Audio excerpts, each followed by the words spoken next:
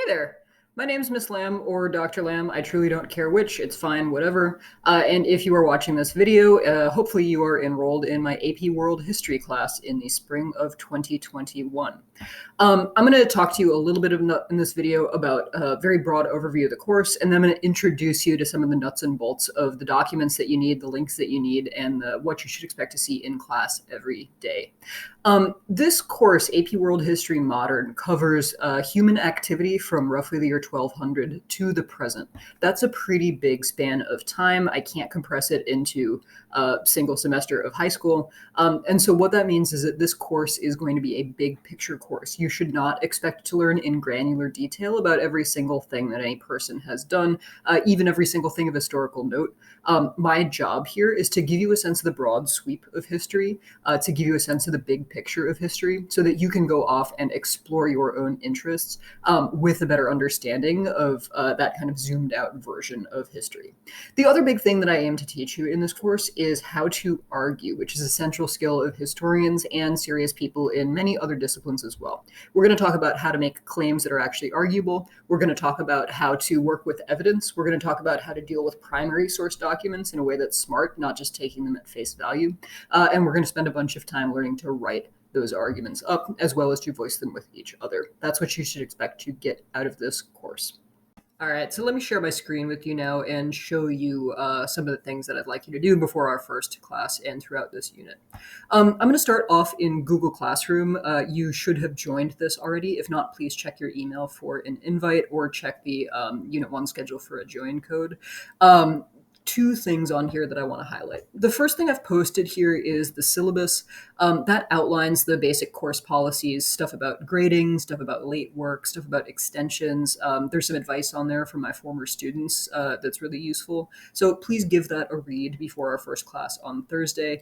It's got the kind of information that you don't want to be searching for at the exact moment that you need it. It is better if you know those rules in advance. But really the most important document here is the Unit 1 schedule. So I'm going to open that up and look at it with you. And I will say, as it's opening, something that I will say at least 3,000 times in the next 2 weeks or so, which is that all the links are in the Unit 1 schedule. Basically anything you can need for this class, you can probably find it in the unit schedule. So let me walk you through this document real quick. First thing you're going to see here is a row of icons and links to things that you're going to regularly need to look at in this class. The Zoom link lives here, and that's the same link for every class meeting, regardless of whether it's in the morning or in the afternoon, regardless of whether you're remote or in person. It's the same link for our study support sessions, which are mandatory this year.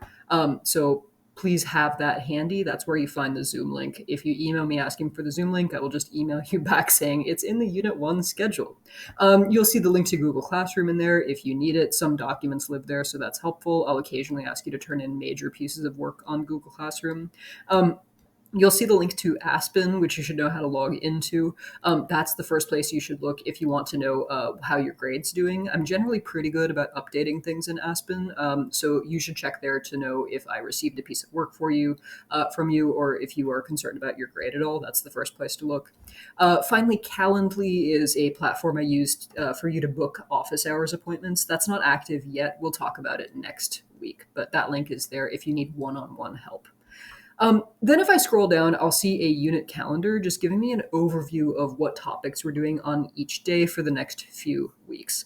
Then if I scroll down further, I get to really the heart of the schedule, which is the daily schedule. For every lesson, for every day that this class meets, I have put 3 categories of thing. And let me use Friday the 5th as an example here.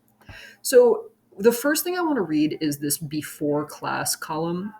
Everything in this column should be done before your class meets. As a general rule, I will update this. I will give you at least a week's worth of before class activities by every Sunday evening. And I really recommend taking a quick skim through that unit schedule every weekend, just to know when the workload is lighter and heavier in any given week, because it does fluctuate a little bit from day to day. So if I'm preparing for class on Friday the 5th, I will see 4 things that I need to do before my class meets. And I'll see links to those things as well. The first thing I need to do is just look at the reading guide which gives me all of my textbook homework for the year. I'm just going to skim that first page, see if I have any questions.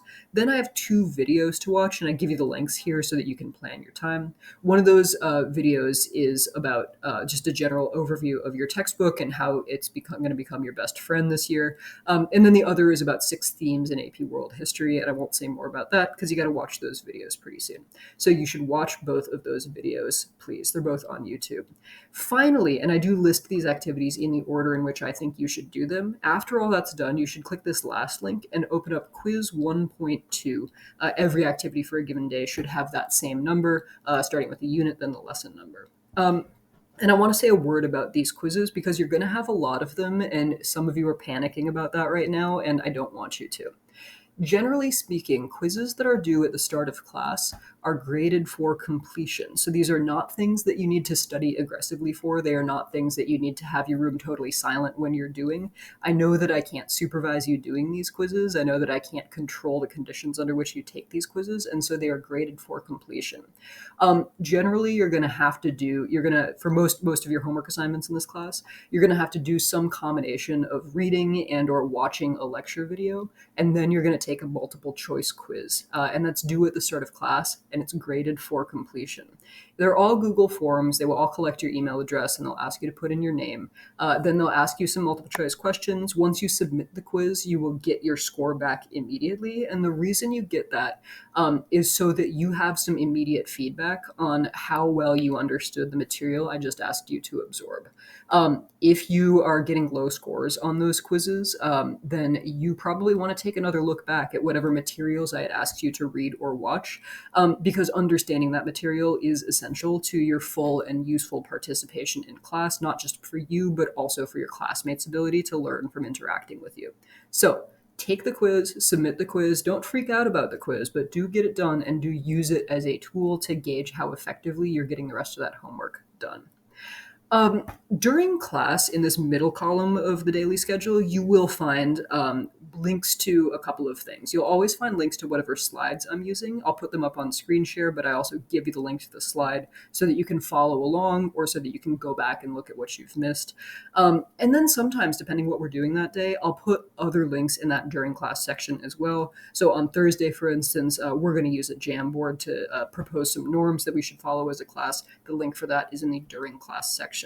Consequently, you should pretty much always have the schedule open during class. I'm often going to ask you to open up some link in the middle of class that can be found in the unit schedule. So please keep this document handy and have it open whenever you're in Zoom with me.